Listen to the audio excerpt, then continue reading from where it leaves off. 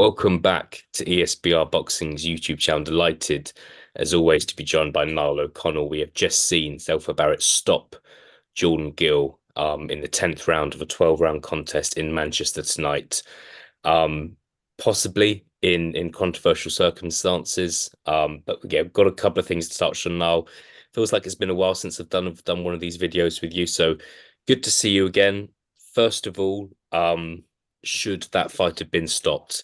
Since Jordan Gill got knocked down twice in that round, in round 10, was arguably winning the fight at the end of round 9. It would have been maybe hard for him to win that fight after round 10. Um, 15 seconds left of the round. Give us your opinion on whether that fight should have been stopped or not. No, I don't think it should have been stopped. I'll say now I think it was a bad stoppage, which is such a shame after such a good fight that we'd be talking about the premature stoppage. As you mentioned, the time, 15 seconds left and he calls it. But saying that they were crippling body shots and he went down heavy both times. So I wonder if he was dropped that hard with headshots, even though he got up well. Would I have been complaining as much? I don't think so. But they were heavy kind of knockdowns. But he did get up well and seemed to be recovered. And there was 15 seconds left, so I think it was a bad stoppage. But I think maybe the 11th round, Zelfa Barrett would have got to him anyway with body shots. I don't think the minute would have been enough to clear his kind of get his breathing back. So I think Barrett would have stopped him in the next round anyway. But unfortunately, it was an early stoppage, a bad stoppage for me, to be honest. Yeah, I feel like there's a few things to weigh up here. I thought one thing that was interesting was there didn't seem to be that much protest from Gill or his corner, which was interesting. I'm not sure he's that sort of character who's going to kind of shout at the referee or anything like that. And but I was surprised there wasn't more of a protest from what I've seen. Obviously, we're jumping on this call straight after the fight. We're not watching the post-fight interview stuff. We're not on Twitter at the moment. We're talking to each other on Zoom.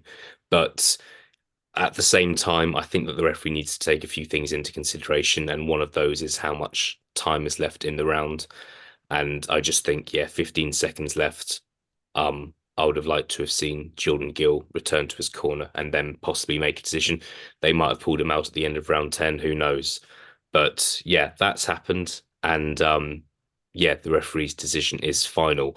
Niall, how did you have it at the end of round 9? I'm sure some people had Gill winning, some people had Barrett winning, some people probably found it very difficult to score, I'm sure. How did you have it at the end of round 9?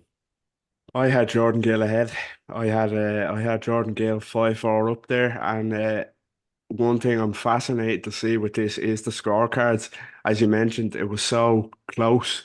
Those rounds where what do you prefer? The kind of consistency of Gill, the Mm. technical kind of work rate and consistency, or the big shots, the effective hooks of Barrett, who hurt Gill numerous times before that. And he had good lateral movement himself on the back foot. And when he did counter with the hooks, he really hurt Gill. So it was so close. And we were texting as well during it to see how each other had it. And we had different opinions. So that's how kind of close it was. But I had Gill ahead 5-4. But if we see the cards and Zelfa Barrett was ahead, it wouldn't surprise me at all. It was that close. Yeah, so just to prove that we're doing this kind of very much ad hoc, I've just looked at my phone and I've been sent a picture of the official scorecards now. So it's the first time you're hearing Okay. this. At the end of round 9, Michael Alexander had 86, 85, Zelfa Barrett. Steve Gray had it 88, 84. Zelfa Barrett's are quite wide there. And finally, Howard Foster had it 86, 85, Zelfa Barrett. So if you consider Zelfa Barrett was winning on all three scorecards, round 10 would have been a 10-7 round to him. I'm not personally now, I'm not knowing that. I'm not too sorry that the fight was stopped, in my opinion. Don't get me wrong, I don't think it should Yeah. have been stopped, but I just think that at the end of round 10 with those scorecards, the only way Jordan Gill realistically could have won that fight would have been by stoppage, which I wouldn't have ruled out either because it was a crazy fight. However, those were the scorecards. I know you had Gill just ahead. I don't think too many people can disagree with that. But yeah, I'll let people kind of have their say on your scorecard and the judges' scorecards as well. Personally, yes, Steve Gray had it 88, 84. He gave rounds 7, 8, and 9 to Jordan Gill, but up until that, he actually had it 6-0 to ZELFA Barrett at the end of six. I'm going to let you comment on that because I can tell you want Mm. to just to just to reiterate at the end of round six, Steve Gray had it 6-0 to ZELFA Barrett. Your comment on that, please, now. That's crazy to me, to be honest. Like I mentioned that I can't argue with self apart being ahead after nine for whoever had it, but 6-0 is crazy. I know, like Barrett had the more kind of effective shots, the more hurtful punches, but yeah, that has shocked me. 7, 8, 9 to Gale is the right call, but up until that, the rounds were too close to kind of to choose. But like I knew Gill would have it tough to win a points decision in Manchester, but I didn't know he'd have it that tough. Yeah, that's disappointing to be quite honest. Thankfully, it didn't matter too much in the long run, I suppose. Yeah, absolutely. Just when we kind of were saying all those scorecards were fair enough, and then Steve Gray pops up with that. Interesting, he Mm. gave 3 rounds to Jordan Gill, but yeah, we'll move on. We're gonna do a video on kind of what's next for Zelfa Barrett. Can he win a world title? That sort of thing.